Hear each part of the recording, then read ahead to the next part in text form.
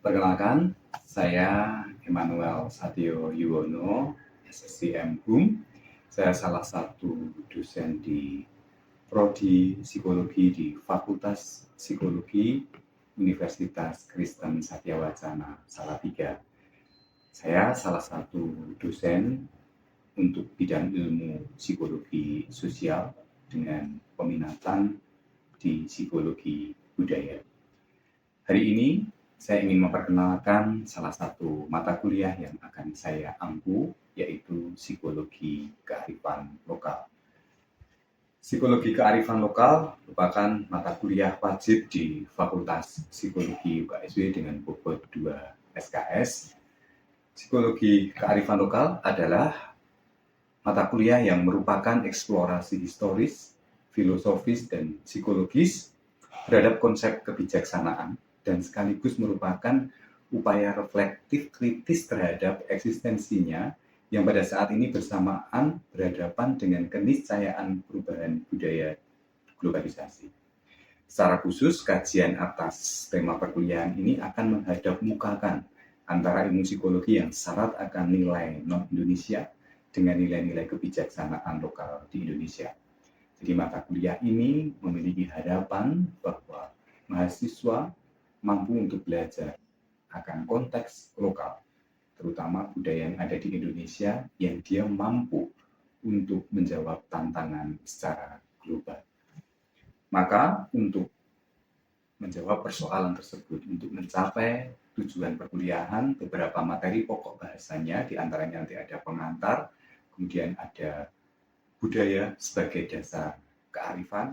Kita ingin membedah dulu dasar dari budaya, bagaimana budaya ini mampu menciptakan, membentuk terkait dengan kebijaksanaan. Lalu baru kita secara spesifik ada tema-tema terkait dengan kaitan kebijaksanaan dengan perkembangan, kaitan kebijaksanaan dengan relasi manusia, kaitan kebijaksanaan dengan diri, dan juga nanti kaitan kebijaksanaan dengan konteks sosial masyarakat. Nanti dalam mata kuliah ini, mahasiswa diminta untuk langsung ke masyarakat untuk mencari nilai-nilai kearifan yang hadir di dalam budaya yang ada di dalam masyarakat itu. Mereka akan mendalami, akan mengeksplor, lalu mengkaitkan dalam teori-teori psikologi, sehingga budaya-budaya ini sebenarnya mampu menjawab tantangan-tantangan hari ini. Baik, teman-teman semua, selamat siang. Ya, kita bertemu di mata kuliah Psikologi Kearifan Lokal. Hari ini kita akan belajar terkait dengan satu topik begitu ya, terkait dengan budaya sebagai dasar kearifan kebijaksanaan begitu ya dalam sebuah masyarakat. Nah, terkait dengan capaian pembelajarannya sendiri, pada hari ini kita akan bicara tentang psikologi kearifan lokal sebagai mata kuliah ini, dan subtopik pada siang hari ini adalah budaya sebagai dasar kearifan atau kebijaksanaan. Kenapa kita perlu ngomong tentang budaya begitu ya? Kenapa budaya dibahas di dalam psikologi kearifan lokal? Karena sebenarnya pintu masuk untuk berbicara tentang kearifan lokal salah satunya adalah budaya itu sendiri. Nah, tentu kita harus bisa membedakan dulu begitu ya. Apakah semua budaya itu adalah kearifan? Atau semua budaya itu bijaksana? Kan kita harus mendefinisikan itu dulu. Maka di mata kuliah awal ini untuk melatar belakangi nanti atau mendasari teman-teman mempelajari lebih mendalam nanti keterkaitannya dengan fenomena psikologi, kita bicara dulu dasarnya. Untuk mengetahui sebenarnya apa sih budaya itu, benar nggak dia sebagai dasar kearifan. Maka sub CPMK, yaitu mahasiswa mampu menjelaskan eksistensi manusia sebagai makhluk budaya dan mengkaitkan dalam konteks kearifan di Indonesia. Jadi kita akan melihat benar nggak manusia itu adalah makhluk budaya. Tentu kita harus mendefinisikan dulu budaya itu apa. Apakah budaya itu hanya sekedar tarian, lalu makanan misalnya, atau seni begitu ya. Tentu akan lebih luas cakupan dari yang namanya budaya itu. Nah, indikator capaian pembelajaran atau tujuan pembelajaran hari ini yaitu nanti kita atau teman-teman mampu untuk memiliki ketepatan dalam menjelaskan konsep kearifan.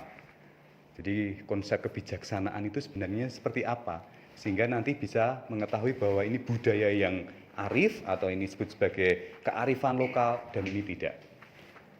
Yang kedua, ketepatan dalam menjelaskan eksistensi manusia sebagai makhluk budaya.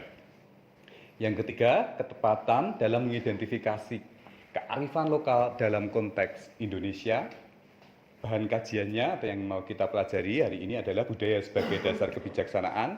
Lalu konstruksi budaya itu sendiri terkait dengan fenomena psikologis, dan nanti kita akan melihat contoh-contoh lebih konkret terkait dengan kearifan lokal dalam konteks Indonesia.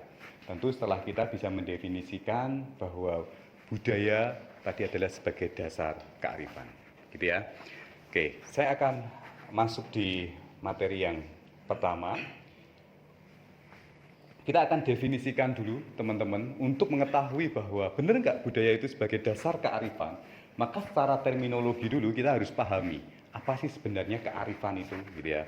Saya percaya teman-teman di sini adalah orang-orang yang arif, gitu ya, bijaksana. Tapi kadang kita perlu mendefinisikan kearifan itu apa. Nah, pertanyaannya sekarang, menurut teman-teman, gambaran orang yang bijak itu yang seperti apa? Ayo, apa? Bijak itu apa? Apa? Kamu? Dalam berkata-kata, berperilaku. Oke, baik dalam berkata-kata, ya. Arti baik di sini itu apa menurutmu? Mungkin sesuai dengan moral yang berlaku. Oke, sesuai dengan aturan dan apa yang aturan ataupun moral yang berlaku, gitu ya. Ada lagi yang dimaksud atau pertanyaannya, menurutmu orang bijak itu yang seperti apa? Wih, orang bijak sekali ya, gitu. Yang Apa? tahu perbedaan mana yang benar atau mana yang salah. Oke, tahu tentang benar dan salah. Sehingga ketika berperilaku pun dia akan tahu mana yang benar dan salah. Kira-kira kan itu kan. Ada lagi orang bijak yang seperti apa? Mungkin boleh dalam satu kata, nggak apa-apa. Orang bijak itu orang yang apa misalnya? Apa? Apa Mas? Apa? Pernah ketemu orang bijak nggak? Pernah. Wah, apa? Kira-kira apa? Seperti apa? Orang bijak, menurut saya ya ini Pak, orang yang bisa menentukan sikap dan perilakunya dalam menyikapi sesuatu masalah. Oke, jadi orang yang bisa bersikap begitu ya, bersikap untuk menghadapi masalah gitu ya. Ada lagi? Kalau dari sisi kepribadian misalnya, kepribadian orang yang bijak itu kira-kira yang seperti apa, atau pribadi yang bijak itu yang seperti apa misalnya? Apa? Apa? Orang yang biasanya diajarkan di dalam sebuah gereja misalnya, atau di tempat agama gitu kan, itu kan mengantar orang untuk menjadi bijak kan, kira-kira itu. Biasanya orang yang seperti apa? Ada lagi tambahannya? Orang sabar begitu, menurut teman-teman orang bijak nggak? Sabar gitu ya, satu kata sabar. Meskipun dalam konteks tertentu sabar itu juga bisa menjadi problem gitu kan. Sabar. Kemudian orang yang suka menolong, nah gitu-gitu kan. Jadi ibaratnya orang-orang yang ini, orang-orang yang di dalam berelasi ataupun di dalam pengolahan emosinya itu adalah orang-orang, kalau tadi dikatakan orang-orang yang baik begitu ya. Baik dalam artian dia mampu untuk sesuai aturan moral dan seterusnya. Artinya kearifan itu sebenarnya kemampuan seseorang untuk mengendalikan diri. Yang kedua, seseorang mampu menempatkan dalam relasi yang baik dan juga mengetahui tentang situasi. Kira-kira semacam itu. Nah, kita akan melihat dari perspektif teoritis untuk melihat definisi apa sih sebenarnya wisdom itu gitu ya. Ini kan kemampuan untuk belajar dari ide gagasan dan lingkungan, serta mampu dalam menggunakan informasi yang cepat. Sternberg ya, tadi yang saya sampaikan.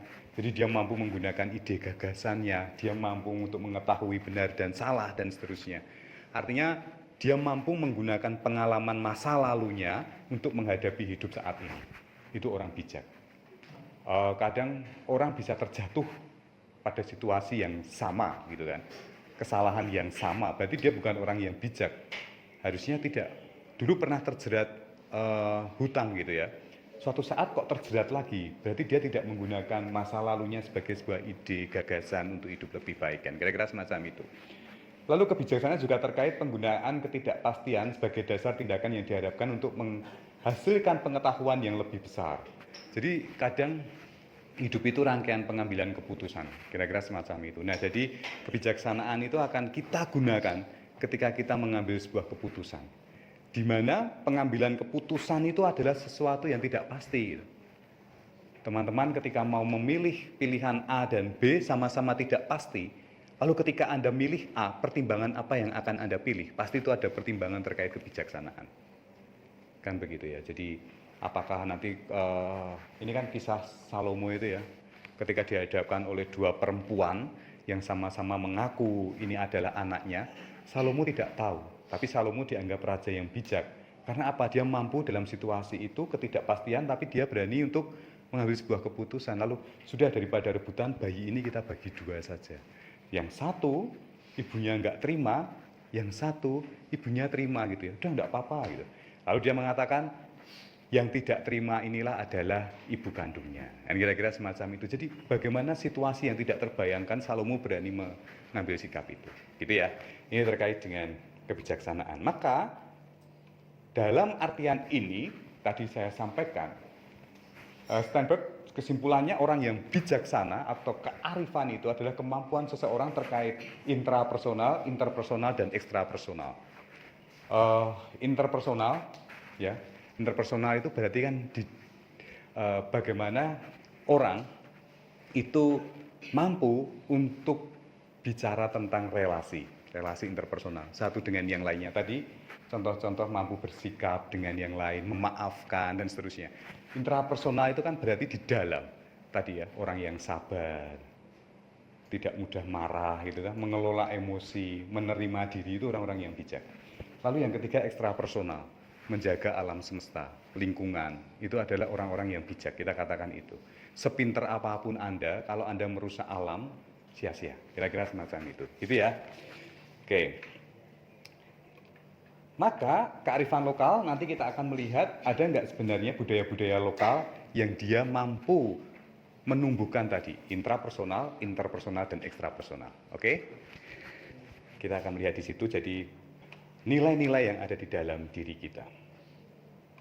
Apa itu budaya, begitu ya teman-teman ya. Jadi tadi kita sudah pahami dulu bahwa kearifan itu adalah sebuah cara hidup seseorang, begitu ya, baik dalam berinteraksi dengan orang lain, mengolah diri sendiri dan juga ekstrapersonal alam semesta, begitu. Jadi itu adalah nilai-nilai kebijaksanaan. Cuma sekarang pertanyaannya, benar nggak bahwa budaya itu bisa mengantar yang namanya kearifan? Gitu ya.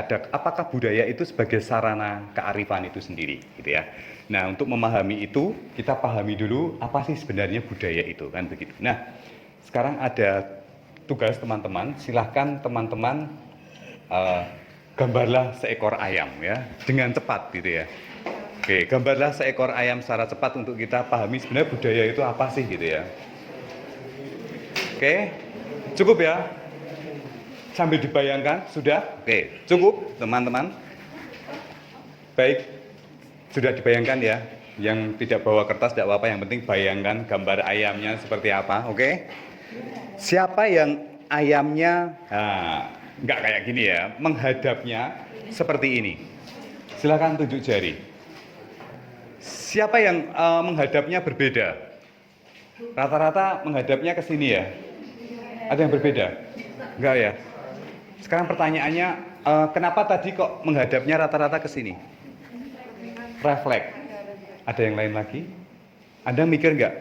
Ketika gambar tadi enaknya ini hari apa ya? Saya hadapkan kemana gitu enggak ya? Langsung secara cepat. Ada yang tadi gambarnya ekor dulu? Rata-rata akan mulai dari kepala. Selain refleks karena apa lagi? Kenapa kita gambar ayamnya rata-rata seperti ini? Menghadapnya. Apa? Selain refleks? Mungkin kebiasaan Pak dari kiri ke kanan. Betul, kebiasaan. Karena kalau menulis kita dari kiri ke kanan. Beda kalau ini saya di Arab gitu ya, mungkin dari kanan ke kiri kan kira-kira itu. Sama juga misalnya teman-teman saya minta untuk menggambar pemandangan gitu. Kira-kira gambarnya kan hampir-hampir mirip dengan gambar saya ya. Misalnya nanti ada 2 gunung gitu kan. Ya toh, terus nanti ada jalan, oke ada matahari, biasanya ada gininya kan. Nah, itu kan. Lalu biasanya kalau agak bagus ada rumah, sawahnya kayak gini kan. Nah, kira-kira gitu. Lalu kalau pohon kelapa juga paling kayak gini kan. Terus kemudian burung sayapnya biasanya yang satunya lebih panjang gitu kan.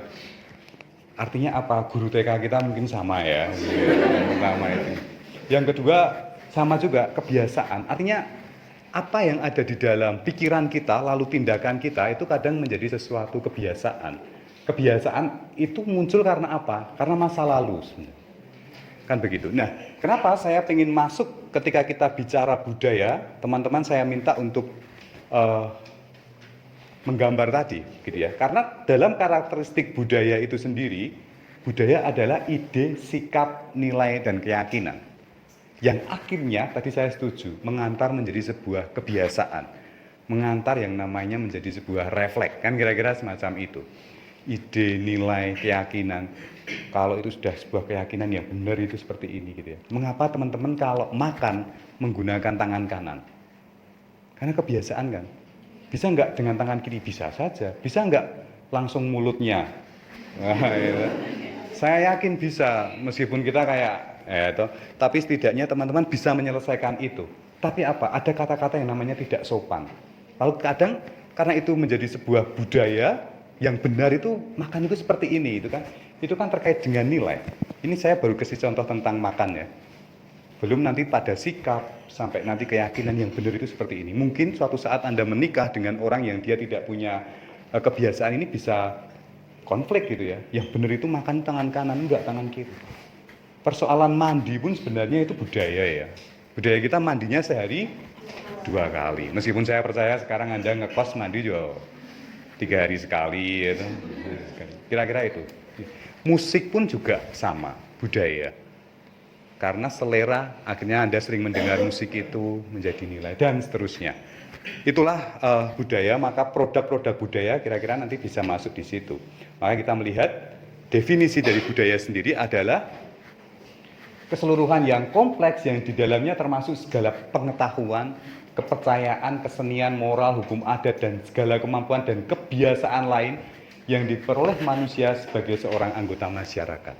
Tadi teman-teman, saya kasih contoh gambar pemandangan. Dari mana ide ini bisa muncul? Kita belajar kan dari anggota lain. Makan dengan tangan kanan. Lalu ketika ketemu orang mungkin kalau di budaya Jawa agak menunduk. Sedangkan ini kan budaya nilai. Artinya nanti kita bicara yang namanya lokal, itu adalah kebiasaan yang ada di dalam masyarakat lokal tertentu. Nah, sekarang kita akan mengkaitkan apakah semua budaya itu adalah kearifan, kan gitu kan? Kita sampai di sana sekarang. Apakah semua budaya itu adalah kearifan? Bagaimana konstruksi itu membentuk fenomena psikologis, begitu ya? Di situ ada aktivitas, artefak, konsep, dan juga nanti psikologi. Nah, ini tokohnya adalah Vygotsky, di dalam bukunya Ratner ya dijelaskan itu. Teman-teman, di dalam hidup kita selalu punya aktivitas, taruhlah keluarga. Di dalam keluarga nanti teman-teman akan punya yang namanya artefak. Atau di dalam agama, komunitas teman-teman, ada yang namanya artefak. Budaya, ada yang namanya artefak. Taruhlah bunga mawar misalnya. Bunga mawar itu akan mempunyai sebuah konsep apa di dalam fenomena psikologi. Lambang cinta dan seterusnya, itu artefak. Aktivitasnya di mana? Oh, itu hasil interaksimu dengan siapa, sehingga kamu bisa memaknai bahwa bunga mawar itu adalah lambang cinta misalnya. Atau di budaya Jawa itu ada peringatan kematian misalnya 3 hari, 7 hari dan seterusnya. Di situ banyak artefaknya. Entah itu ada nasi untuk selamatan dan seterusnya begitu ya. Lalu secara psikologi dia berfungsi untuk apa begitu ya? Terkait dengan kebijaksanaan itu nanti bagaimana dia akan mengolah rasa dan seterusnya. Oh, ternyata arwahnya udah sampai di sini dan seterusnya begitu. Ini teman-teman. Jadi di dalam konsep psikologi budaya tidak semua budaya akhirnya mengantar pada nilai-nilai kebijaksanaan. Pasola misalnya, kalau pasola itu orang naik kuda lalu dia bawa tombak gitu ya, lalu dilempar tombak itu sampai keluar darahnya, lalu dia memaknai darah itu sebagai kesuburan. Apakah kita masih bisa mengatakan itu sebagai sebuah kebijaksanaan?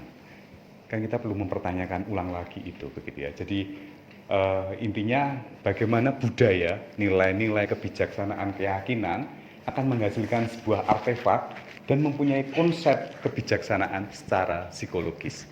Jadi peta itu akhirnya mengartikan itu. Gitu ya teman-teman ya. Kenapa sih orang harus memaafkan gitu? Itu kan terbentuk dari aktivitas Anda dalam keluarga. Nanti aktivitasnya akan menghasilkan institusi.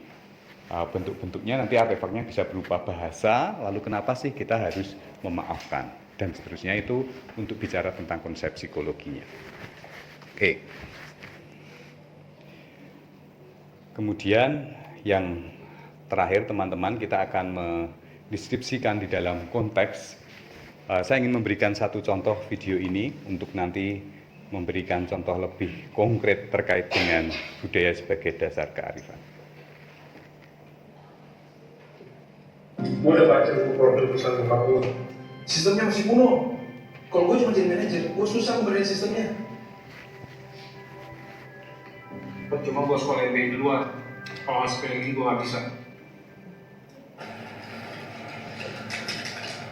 Gue udah baca buku profil perusahaan bokap gue. Dan ternyata feeling gue benar.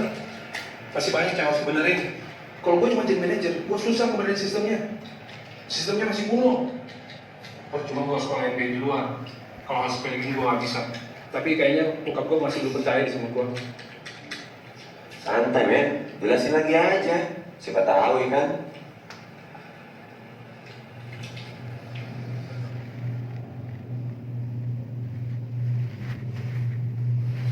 Pak, lo tuh yakin banget bisa bikin perusahaan Papa makin berkembang. Tapi nggak manajer juga, Pak. Kalau bisa jadi bantu Papa, biar aku langsung tahu big picture-nya. Lagian aku juga tahu kok profil perusahaan Papa, yang mana harus aku benerin.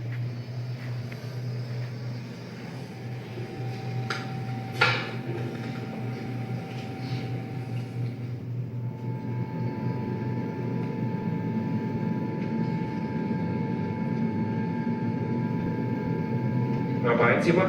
Kita keniak segala. Nanti kamu juga tahu.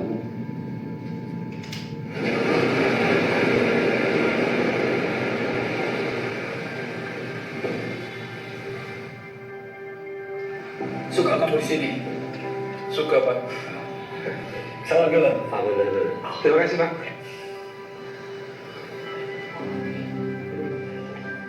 Nanti Papa ajak kamu ke desa Papa dan akan Papa kasih lihat sesuatu.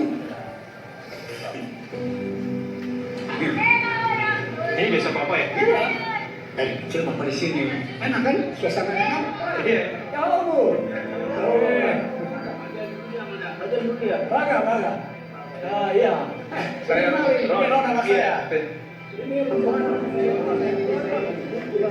Ya, dua di sini banyak wanita.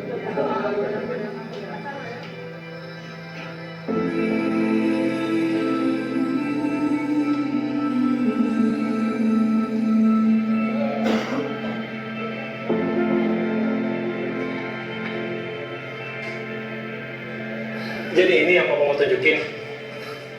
Keren sih. Kok bisa ya? Lompat batu tinggi seperti itu, Pak? Dulu Papa pernah lompat yang lebih tinggi lagi.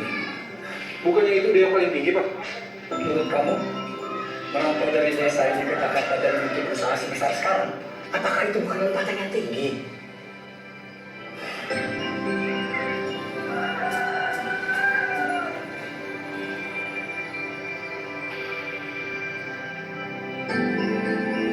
Serius? Papa pernah nggak lompat batu setinggi itu? Ya sudah pernah. Papa kan laki-laki nias. Susah nggak sih, Pak? Coba aja.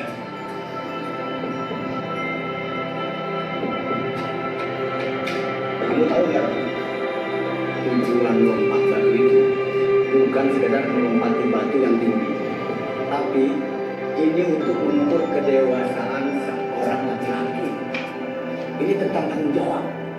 Ini tentang proses.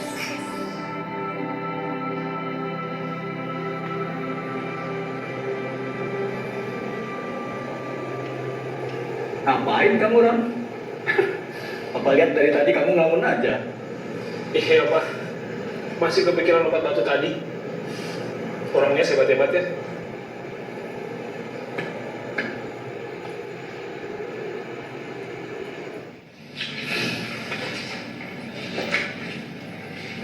Dulu, Ron. Pak, Ron udah selesai mempelajari semuanya. Dan sama seperti sebelumnya, Ron tetap menolak tawaran Bapak untuk menjadi manajer di perusahaan Bapak. Ron mau memulai dari waktu yang paling kecil, jadi karyawan di perusahaan Bapak.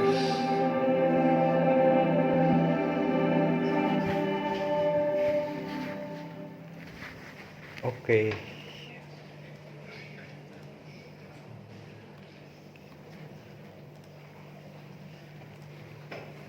Baik, itu tadi adalah salah satu contoh tentang kearifan lokal, yaitu lompat batu nias. Kalau kita ngomong tadi terkait dengan artefak, aktivitas sampai konsep, teman-teman bisa menangkap itu kan. Artinya lompat batu nias itu sebagai artefak, tidak hanya sekedar batu yang dilompati begitu. Boleh nggak sih batu nias itu diganti aja dengan lompat pagar atau apa gitu ya? Karena ternyata mempunyai makna itu untuk mengukur kedewasaan. Di sini kita bisa melihat ternyata budaya itu terkait dengan ide, gagasan, keyakinan gitu ya. Jadi itu nggak bisa disamakan ketika orang yang tidak berasal dari nias sejak kecil. Dia tidak akan mempunyai makna bahwa batu itu ternyata sebagai sebuah petanda kedewasaan. Bagi orang nias, saya pernah ngobrol langsung begitu ya. Jadi ketika dia sudah berani melompat batu dan bisa, maka ketika dia merantau, dia lebih percaya diri. Ini kan terkait dengan intrapersonal. Dia lebih percaya diri, berarti saya sudah dewasa, saya harus tanggung jawab, dan seterusnya. Inilah yang namanya kearifan lokal. Dan itu bisa terbaca bagi orang-orang lokal yang mempunyai nilai keyakinan, ide, gagasan di situ. Bisa dipahami, teman-teman?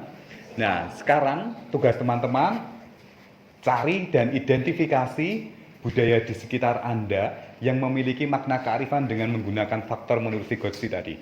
Artefaknya apa? Aktivitas, berarti itu institusinya di mana, konsepnya seperti apa. Tidak boleh yang batu nias tadi ya. Kalau batu nias tadi berarti artefaknya kan batu nias tadi. Kemudian aktivitasnya berarti aktivitas masyarakat di Nias, institusinya etnis Nias dan seterusnya. Konsepnya apa? Tadi tentang tanggung jawab, tentang kedewasaan, lebih pada intrapersonal. Maka dari sini saya bisa simpulkan nanti kalau teman-teman bisa mencari contoh ini, Anda berarti sudah bisa mendefinisikan apa itu budaya di dalam sekitar Anda yang dia memiliki nilai-nilai kearifan lokal. Jelas? Baik, kalau jelas silakan tugas ini dikerjakan lalu kita kumpulkan minggu depan untuk kita diskusikan. Terima kasih, selamat siang.